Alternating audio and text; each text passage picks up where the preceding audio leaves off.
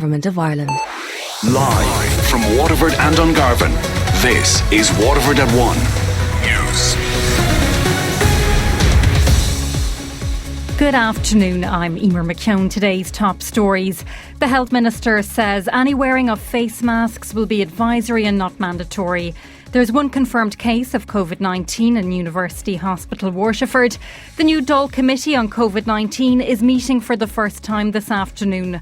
And in sport, Manchester City forward Raheem Sterling admits he has reservations about the return of football. The Health Minister says any wearing of face masks will be advisory and not mandatory. The National Public Health Emergency Team is meeting to consider what advice to give to the public surrounding their use. Stephanie Rohan reports. Latest figures show 529 people are in hospital with confirmed COVID-19, while 69 are in ICU. There are now over 23,000 confirmed cases and 1,467 people have lost their lives. Senior health officials have been meeting to discuss the use of face masks in public to contain the spread of the virus. It's believed any such use will be advisory and not compulsory, as Health Minister Simon Harris explains. So what's likely is, as we begin to reopen our country over the coming weeks and months, it's likely that we will advise people that in certain settings that they should cover their faces, and we give guidance as to how to appropriately do that. Now, we're not talking about making it mandatory or the law of the land. But some feel this doesn't go far enough, and it should be mandatory to wear masks in public like it is in other countries like France.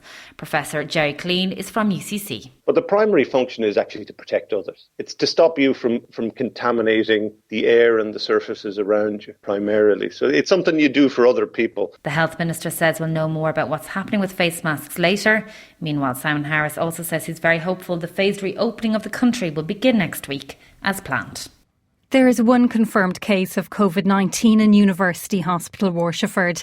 According to the latest HSE figures, there are 8 suspected cases on site awaiting results. None of the confirmed or suspected cases are being treated in UHW's critical care unit. There are 143 total confirmed cases of COVID-19 in Waterford as of midnight on Saturday. Independent TD for Clare, Michael McNamara, has been elected as the chairman of the new Dáil COVID-19 committee. The independent was elected chair in the last half an hour, beating out Waterford Sinn Féin TD David Cullinan. Fine Gael and Fianna Fáil put their support behind the independent candidate, along with the Greens and Labour. Michael McNamara thanked those who voted for him in the Dáil chamber this afternoon.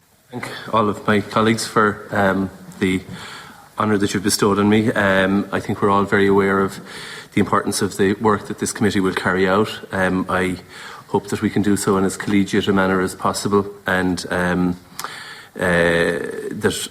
we can be, I think, keep things as short as possible. The Stormont executive has set out a 5-stage plan for easing coronavirus restrictions in the north.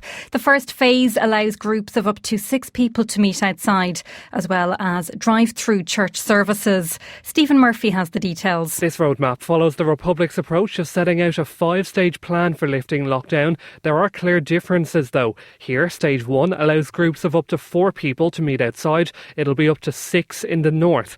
Stage 1 also allows for drive-through cinemas and church services, while people who can't work from home are being urged to go back. First Minister Arlene Foster says this is just a plan and things could change. It provides an indication which people can use in looking ahead, in anticipating how the next weeks and months might evolve. The SDLP's Colin McGrath thinks there should have been a timetable included. The when is important. I think it would have been useful to have included timescales in this document, with the proviso that those could be changed or moved due to circumstances. Deputy First Minister Michelle O'Neill says they don't want to give people false hope. We decided against that for the reason that people want light at the end of the tunnel. We don't want to build up expectation and then you have to move, because all of this is dependent on our rate being at a lower level. It'll be phase 4 before all pupils are back in school, and restaurants, cafes and pubs will have to stay closed until phase 5. Organisations in Waterford that provide critical services to vulnerable people are being encouraged to apply for the COVID-19 Stability Fund. Applications for the €35 million fund close on Wednesday, May 20th at 5 p.m. Waterford Fine Gael Senator John Cummins says it's vital that community organisations and charities can continue to operate throughout the pandemic. The funding will be prioritised for those organisations which are most in need and have seen their trading or fundraising income drop significantly during the crisis. The fund will provide immediate short-term cash flow to qualifying organisations which provide critical services to those most vulnerable in society and will allow them to maintain their valuable services, and that's even more important in these times that we live in. There are calls for supports to be made available for families in Gaeltacht areas. The coronavirus outbreak has led to the cancellation of summer courses at Irish colleges across the country, including in On Rhine. Christor O'Fuelon, a Green Party member from West Waterford, works in the Gaeltacht. All the summer colleges have been shut down. They won't be able to go ahead with their courses this year. We're calling on the government to provide supports for the colleges and most especially for the families that would usually keep students. They'll be affected. They'll be losing income this summer. So something needs to be done to protect them, because the colleges, the Closhty Sour, have a huge impact on the economy of the Gaeltacht every year. You have huge amounts of people coming in, going to the local shops, going to the local pubs. You have parents coming at the weekend. All of that's going to be missing this year, and there'll be a big loss to the area. He says businesses will also feel the effect. This is kind of a double blow. Their normal business, their local business is missing, and especially for the pubs. I mean, the summer is the busiest time of the year for them. It's where they make their money, and to have that missing, having people not out for the socialising in the nights, is going to be a huge blow. And if, as it seems likely, they're not going to be able to open for quite a long time, there's many businesses that are at risk of never opening again. The owner of a Waterford off licence says the initial increase in alcohol consumption at the start of the COVID-19 restrictions appears to have evened off. A report from the CSO in recent days has found that 21% of men and 23% of women have increased their alcohol intake during the pandemic. Declan Brady from World Wine Wines in the City told Damien Tiernan on Daisha today that the good weather has helped in increased sales. Initially it was a bit like we're all off, say, for a week or 2 weeks. We're going on our holidays and we're tucking into the pints at 8 o'clock in Dublin Airport in the morning, and it's holiday time. And that slowly came back to being that people were now starting to move towards Thursday would be a little bit of a pickup, and Friday, Saturday would be good days. People are very much aware of what they were drinking. We were seeing people in once a week. Water usage in homes in Waterford increased by an average of 20% since the outbreak of COVID-19. Irish Water says an additional 24 litres of water is now being used in households per person per day. Brian O'Leary is Regional Operations Lead with Irish Water. The situation in Waterford would be very, very similar to the national picture, that again those figures would hold true, that household usage would be up by about 20%, particularly with a lot of rural schemes where people may not have been at home as much. The household usage on some of those smaller schemes will have increased quite a lot, with the result that some of those smaller supplies then are coming under pressure. He says some water schemes in Waterford could be affected if the dry weather spell continues. One that has come up already this year is the fuse supply. Now again, it's being managed at the moment, but it is one that is already showing signs of coming under a little bit of pressure due to the twofold hit really, with the prolonged dry spell, which is affecting groundwater levels, and also the increased usage. WLR Sport, Ireland's local station of the year.